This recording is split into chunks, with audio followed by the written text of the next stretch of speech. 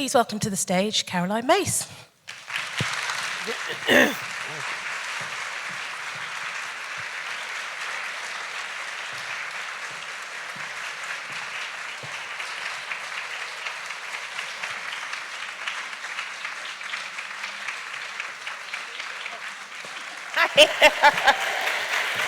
Hi.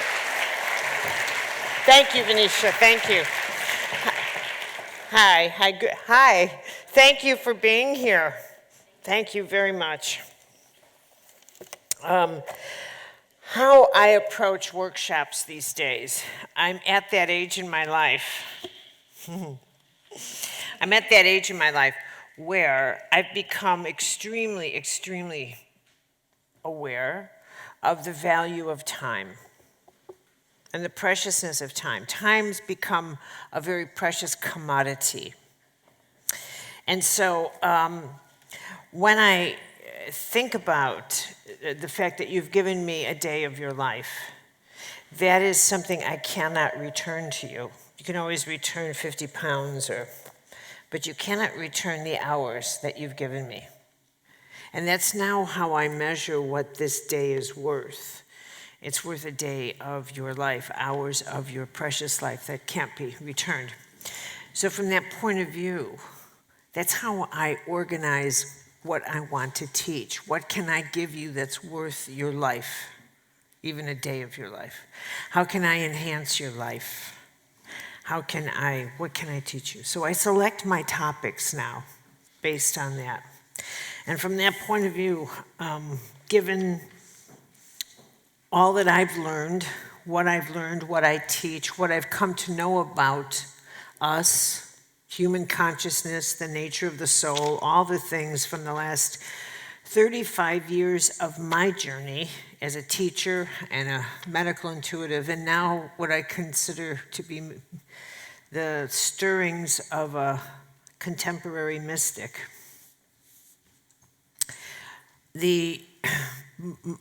One of the most important topics I can share in our time together is the power of choice, the power you have to change your life, to make a difference in your world, however big your world is, and how many choices you are making constantly that you don't even think about, that you are literally a choice machine that is constantly in motion. And that choice is the thing you fear the most and you do the most. And both are true. And you know, if I approach the subject from what's happening today in the world, and that if people recognizing how powerful they are at a time when the world is on fire. And number two, that the way we have previously thought about what is required to make a powerful choice. In the model we are more accustomed to using, that model suggests that in order to make a difference, we need to be rich. We need to have stuff on the outside to make the kinds of choices we need to make. And I'll talk about that scale in a minute. But that's the scale we need. We need to be a man, or we need to be married to a successful person, or we need to have a big education. I mean, the scale that we have always used to tell ourselves that in order to make the kinds of changes in our lives, the kind of decisions that we want to make, the kind of choices we want to make, requires that we meet a certain criteria. But that is a very old world form of decision making that comes out of a model before we've made this incredible evolutionary leap to people who now function more on the psychic plane, which is who we are. We are people who function more from the inside out than the outside in. But the challenge is we really don't get that. We may go like this, that's true, but we don't live there. We visit that world in a book and then we run back to the world of, but I don't have enough money to do that. So we live in this very interesting space, which is between worlds, where the world that we are evolving into is a world that we see, we visit, and we sense evolving in us, which is what I want to describe. And I gotta do a little striptease here. I was so cold, I layered up. I look like I wore my blue jeans, if you pardon me, because I got up this morning, I was so cold, I had to wear an outfit I wasn't gonna wear. But everything else, I thought, I can't, I'm just too cold, so pardon me for dressing like I'm shoveling snow today, but that's how I felt. So, but I had the cutest outfit. Just have to take my word for it. Anyway, so that is why I chose this topic. Now, I want to give a larger perspective on what is significant about the time that we are living in. So you have a sort of an exciting sense inside of you about being alive today. Sometimes you can lose perspective. I need a pen. I don't lecture without a pen in my hand. Someone said you never lecture without a pen in a hand, and I said that's not true, and then it turns out it's true. Okay, so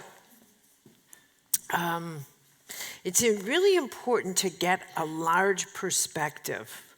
Like, why are you born now? Why are we among the travelers in this era? And what makes this era so extraordinary, different than any other time? And what is it that we should really understand about this time in which we are traveling together?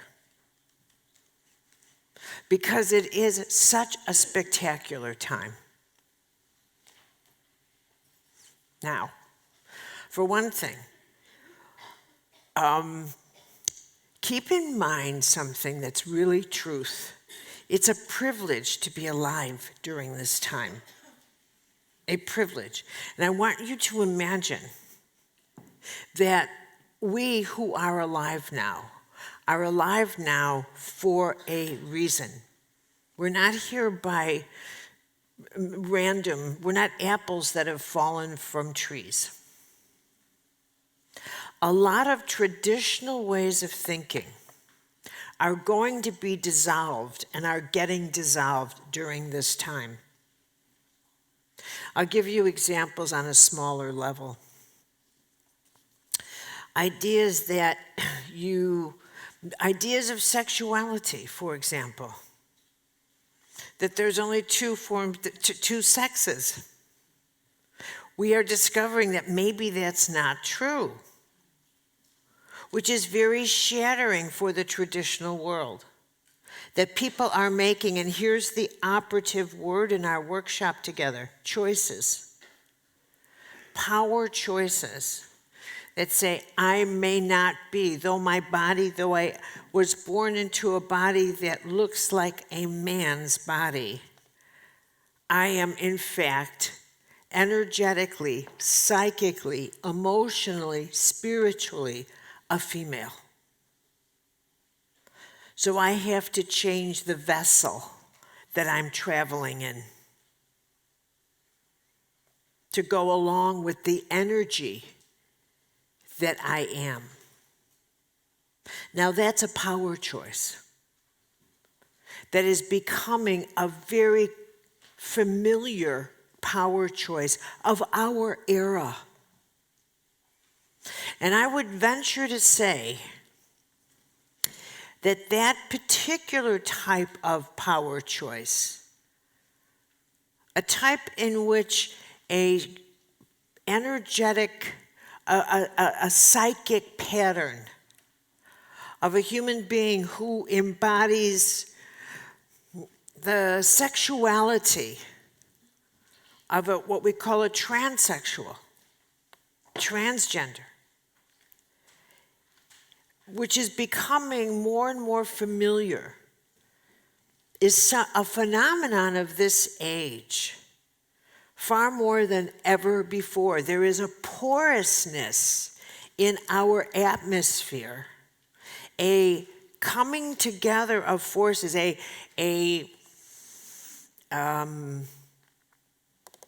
melting away of boundaries between feminine and masculine that is occurring now in our psychic atmosphere that did not happen in decades ago. We feel it, we sense it, but we are unsure of what does that portend for future choices to come. So in a sense, we circle our orbits and we make interestingly, it's as if we progress in circle orbits, circle and then go forward. There's not a straight line for us anymore when we think of the kinds of choices that we have traditionally made. You see what I'm saying? The clarity is not there in the way it used to be. I'm going to give you an image that we're going to work with through this workshop that may be one of those simple images. What is that? Oh, no wonder I didn't recognize it. Okay. Is that an extraterrestrial? Okay. I've never even changed a diaper. I've never changed a diaper. I've taken care of all my nieces and nephews, and believe me when I say taken care of. But I said to my brothers and sisters-in-law, don't even consider. Until they can ask me themselves what they want and say to me, Auntie, I don't feel well. Where does it hurt? Right here. So that I don't have the alarmist panic attack I'm capable of having when a child cries and cannot speak, and call the ambulance, which is what I do. Which is what I do.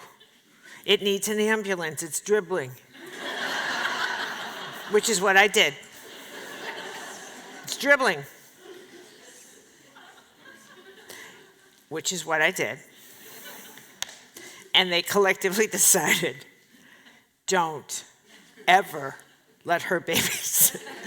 So you see my point.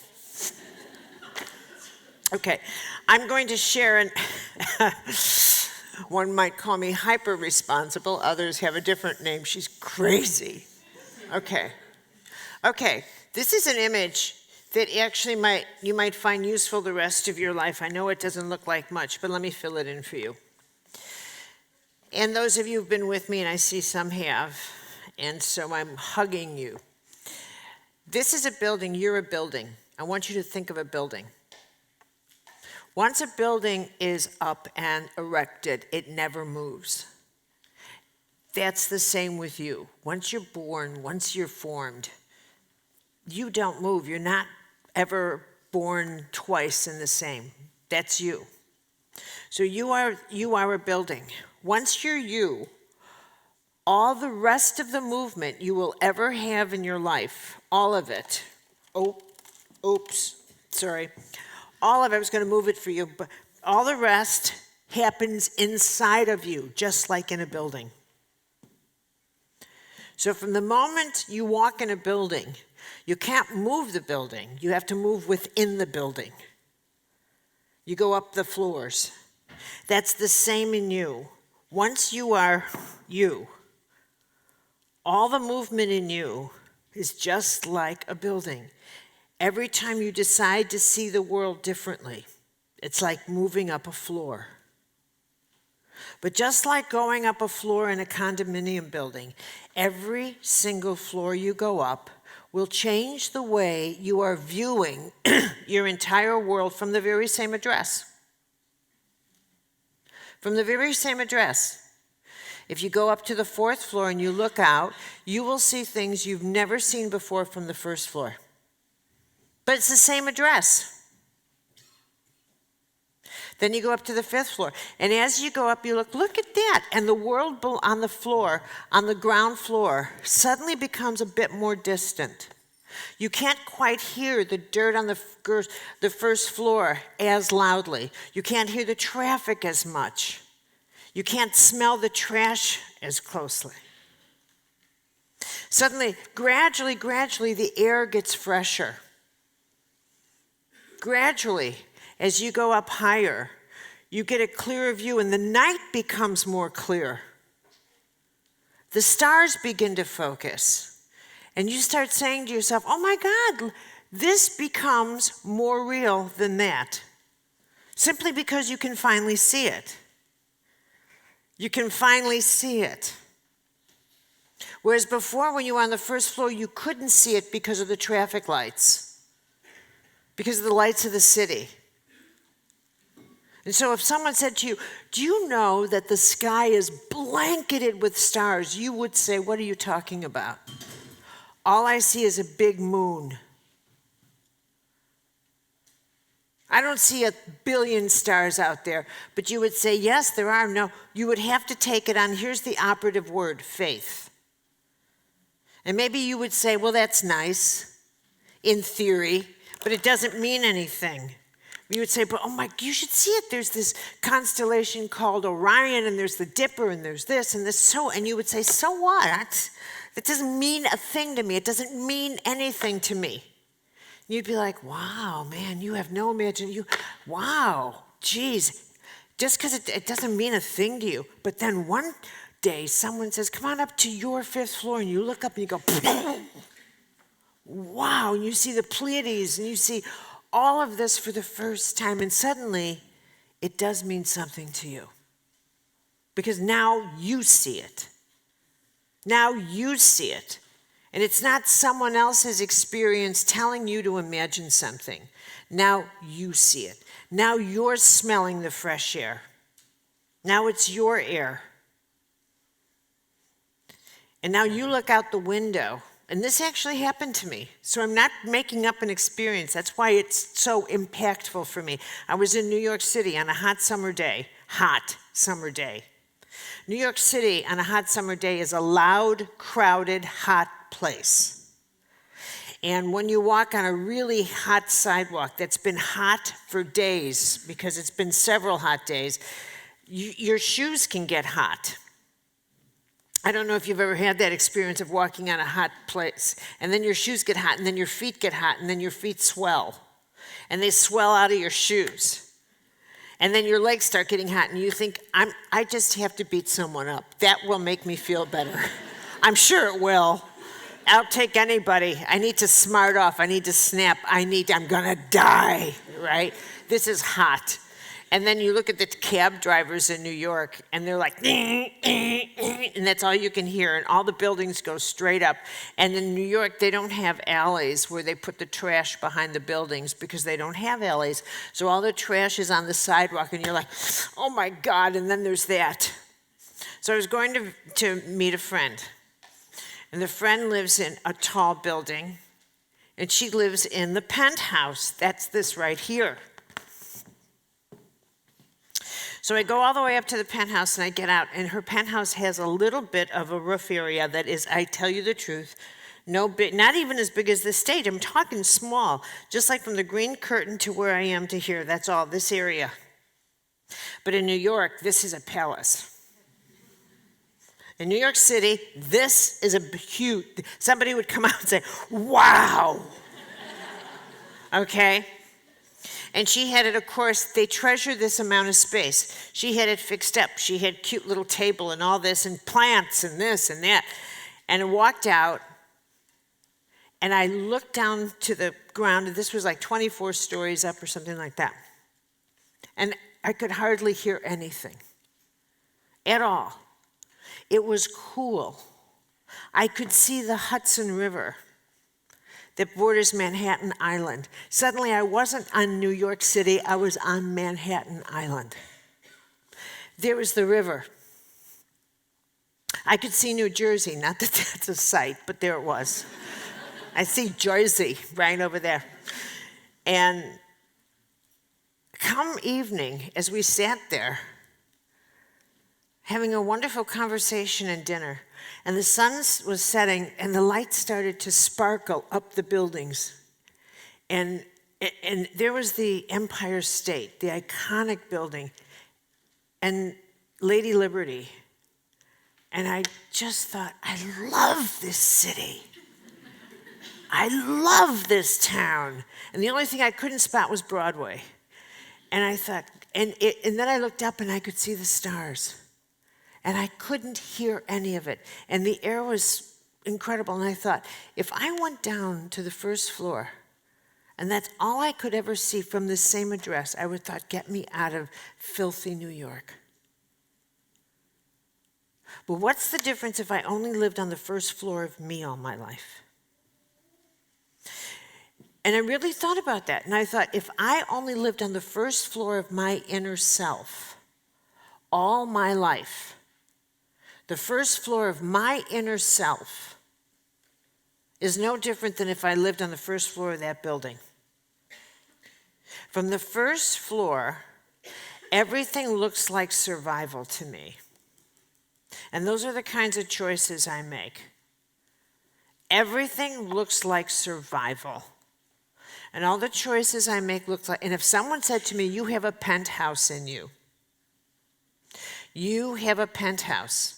You have the potential to make penthouse choices, because from a penthouse, the choices I would make in me would be very different. Because if I had you as a spiritual director, for example, if I had you and I would say, I just want you to relax. I want you to just get into your inner imagination.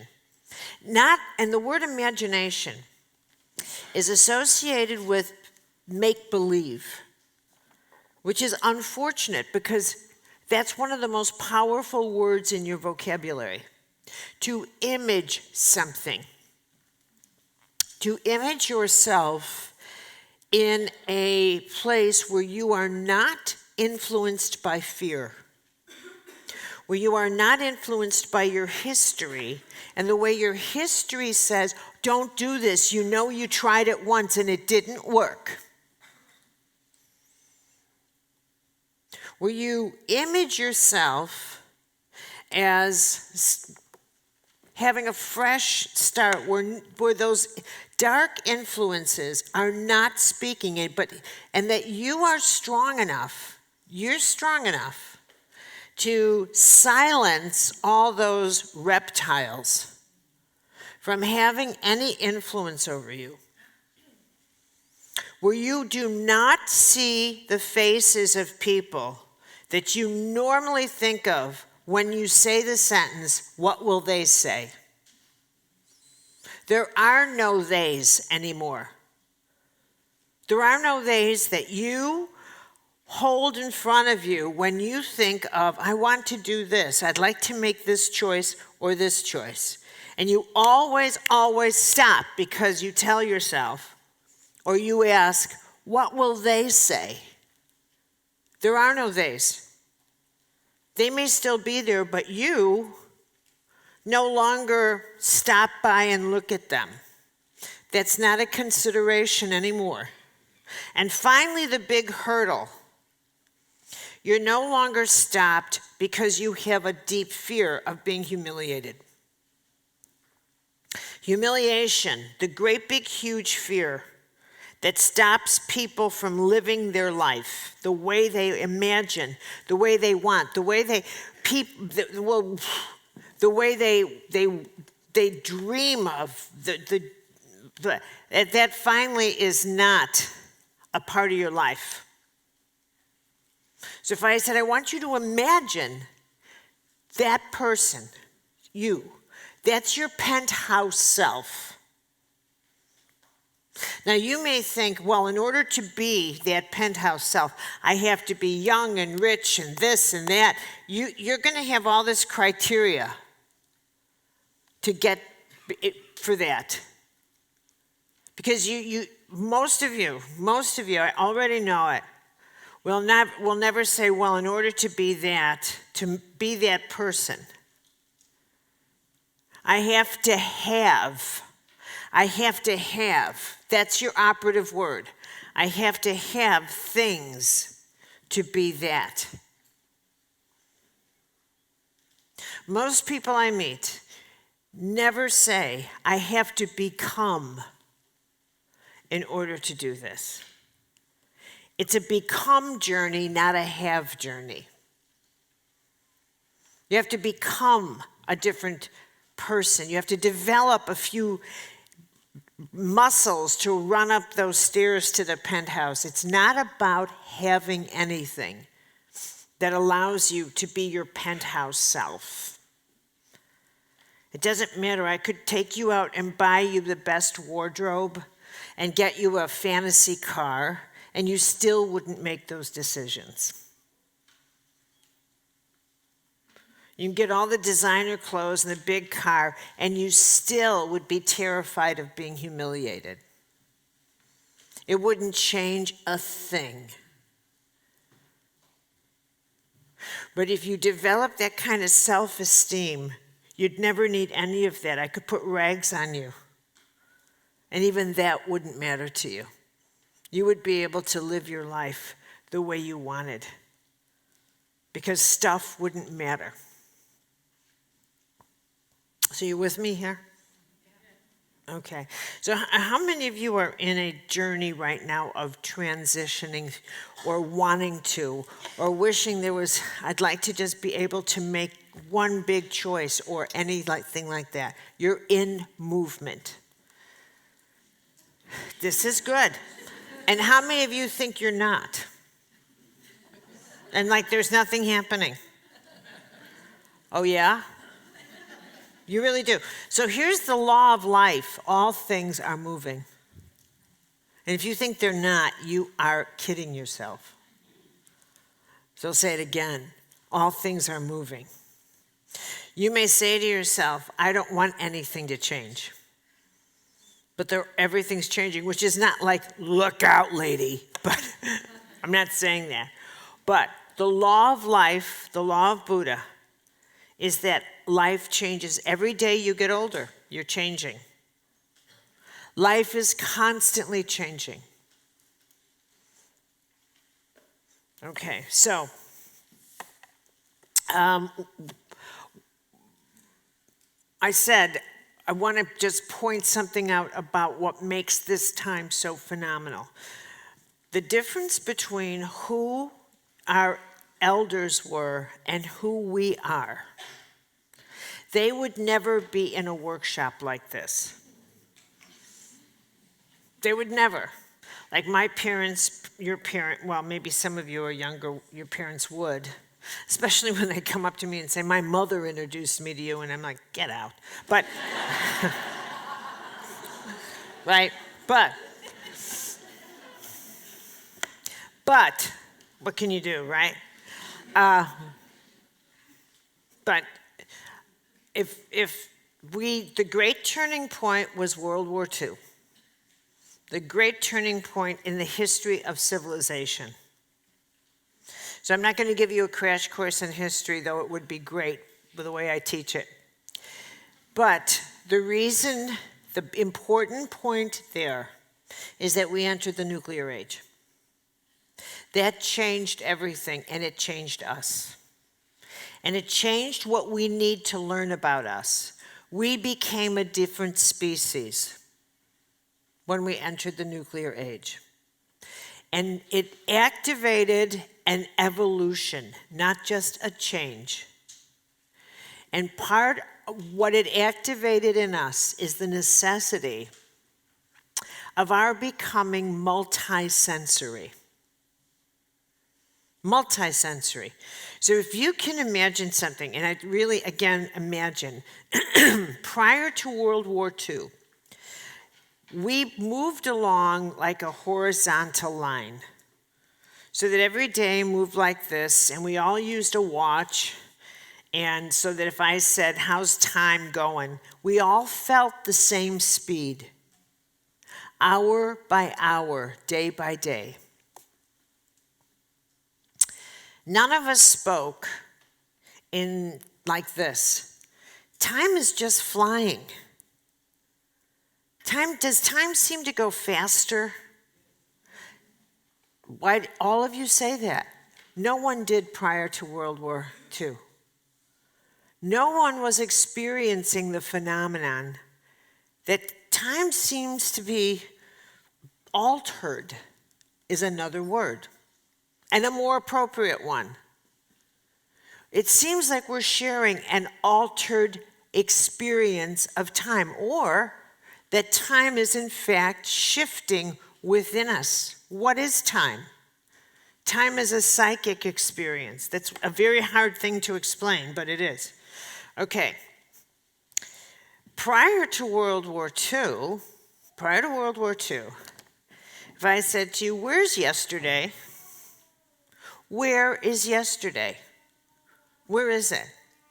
Most of you will point someplace. Well, it's behind me, or it's that way. So you had a sense that you were walking forward, so that the word forward meant future. So you had a sense of direction. So time was that way, past was that way, future was that way. But with time shifting, there is an emphasis on being here in the present.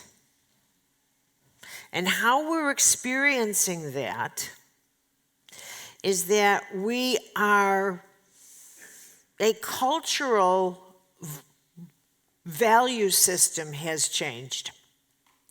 Prior to then, people used to say we have to save and put money away and buy things at a certain pace of time. We just save our nickels and dimes and pences and pounds, and we buy things over a period of time. What's happened over the last few decades is this sense of choice and speed. Now we want our choices to manifest their consequences immediately. We want to choose something and we want to have it now. The idea of waiting for years to have something manifest drives us crazy. We want results immediately. Can you relate to that? Like we no longer want to read anything that takes more than 3 lines. Get to the point. We hire people this occupation never would have existed before, to be time managers. What in the world is that? What is that? What is a time manager? I have no idea what that is, but think about that. Okay, so it's a time manager. What we're doing, and this is important because this is how we are unsure of the way in which we're making our choices, has a great deal to do with the speed at which you want to experience consequence. All right, so let me explain this again. How you are calculating your choices has a great deal to do with the speed at which you want to experience the consequence. Okay? And I see this in healing. The speed at which someone wants to heal has a great deal to do with the quality of choices they make on the healing journey. It's a calculation. So I'm going to explain that to you right now through healing, through choices, and then we could take those choices out and substitute anything. One of the characteristics about us, and I just said, when we entered the nuclear age, we went on an evolutionary shift. That shift brought us into what we could think of now as the psychic age or the intuitive age. All of you, every one of you in this room, is a multi-sensory human being. Perhaps you don't think of yourself that way, but you should. But you should. Oh, thank you, God. I didn't know where you went. Okay, so you need to understand this about yourself. You are not a first floor person, so I'm going to explain now how you have changed in ways that you don't know, and developing sensitivities that perhaps you don't know you have, but what you are and have experienced are the consequences of your sensitivities. When we're growing up, we are only educated around our five senses, that we can see, that we can hear, that we can taste, that we can touch, that we can smell. Those are our physical five senses. As we all know, they stop us from falling off a stage and from getting too close to fire and etc. We've been told that those are the only senses we have. And that is a misrepresentation of the quality and the sensory system of our species. That is not where we stop. That's only where we begin. We have emotional senses, we have psychic, we have spiritual, we have intellectual. We have a very energetic, we have a very complex energy sensory system. So when it comes to the subject of choice, what we do not understand about ourselves is that all of these other dimensions of ourselves, our intellectual self, our emotional self, our psychic self, our spiritual, and by the word spiritual, I do not mean religion. Do not go there. I will honestly put your head in the toilet for 7 minutes. Do not go there. I am talking about the side of you that is your sacred sensing system, your sacred sensors, your sacred intelligence, let's call it that, your sacred intellect. You have sensors for all of these systems, every one of them. All of this part of the complexity of you, and you have a cosmic intellect. A cosmic intellect.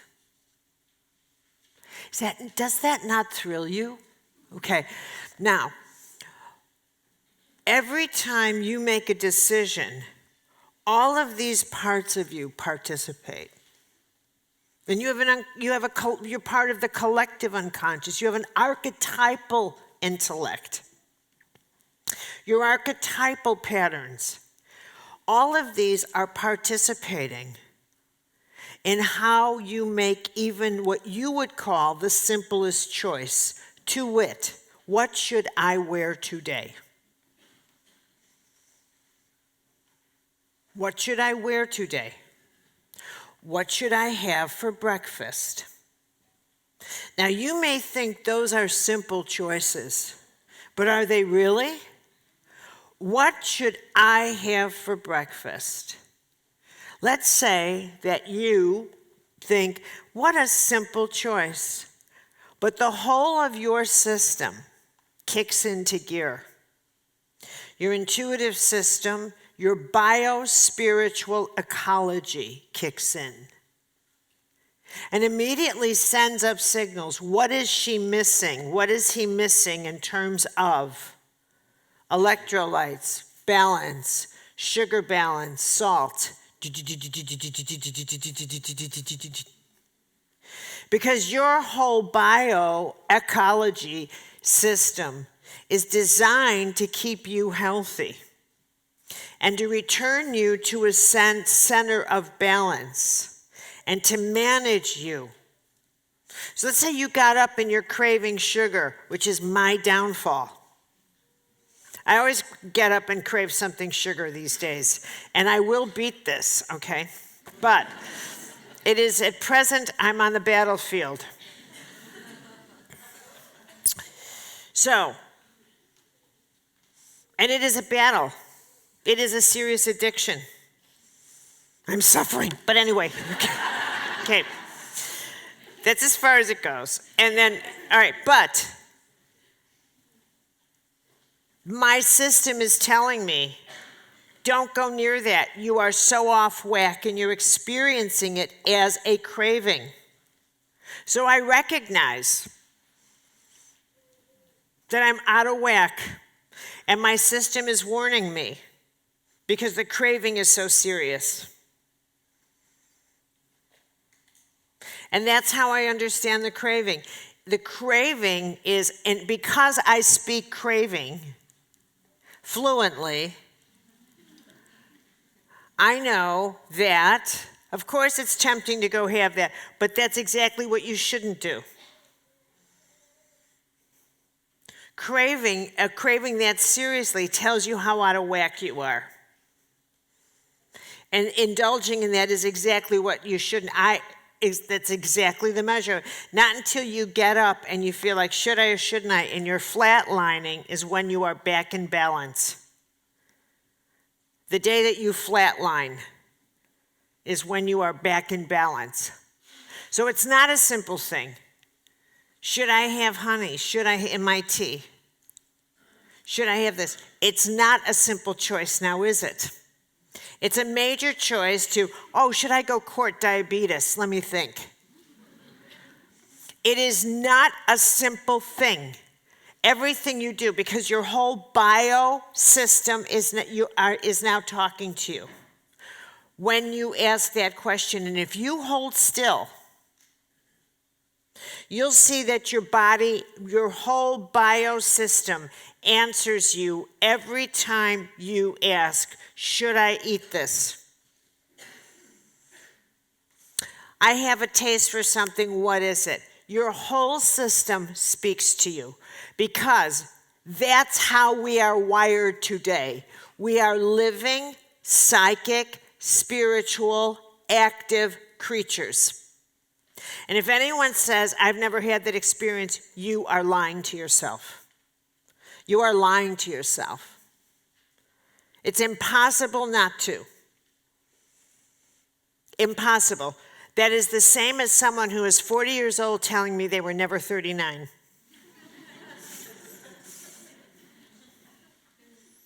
This is how you work. The quality of choices we make today now have to include your consultation with your intuitive self, with your intellectual self, with your inner counsel, with you at every level.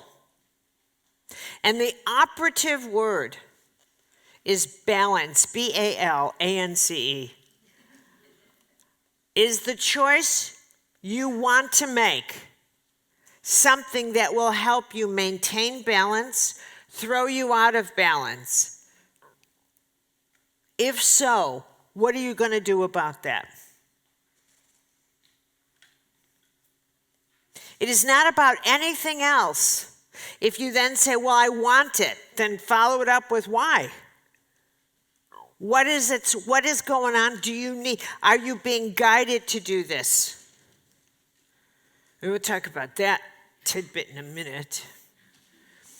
So, making choices these days, no matter what it is, now involves your inner life. And this is not about what you believe in terms of telling me you're an atheist, agnostic, as if I cared. I could care less what you believe in that department. That does not change the fact that you are a high-functioning, energetic creature. I don't care if you're a druid, I don't care what you are. You are still a high-functioning, energetic being.